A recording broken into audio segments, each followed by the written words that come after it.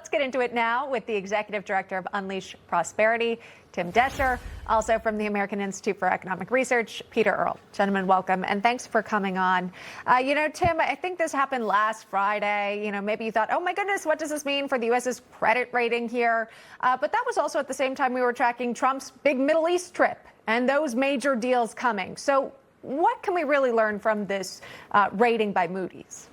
Well, you just got to remember who the folks at Moody's are. I mean, if you wanted to look at a credit rating agency who have a bunch of Keynesian, socialist-leaning economists who are predicting, hey, we're going to cut taxes.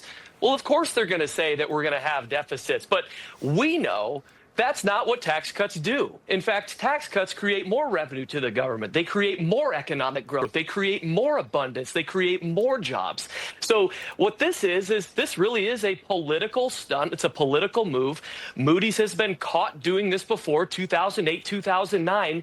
They gave the highest rating in the subprime mortgage crisis. I mean, they were fined for that. So I can't think of a more partisan political stunt that is being pulled at this point. And they can say whatever they want, but let's read the tea leaves here. What's happening? The tax cuts happening. The big, beautiful bill is happening. This is not a coincidence, I don't believe. And the president's still meeting with GOP leaders right now on Capitol Hill. We're still covering that for you. But once any news is made there, we're going to bring it to you live here. But we do have some positive news, Peter, that you can respond to. The majority of Americans viewing the state of the economy as strong for the first time in nearly 4 years, according to a new Harvard University Harris X poll. So that's where the information comes from, viewing it as strong. Why this matters, again, is because this is the first time you've seen optimism in the past 4 years. What are your thoughts there, Peter, on that, and maybe why that is?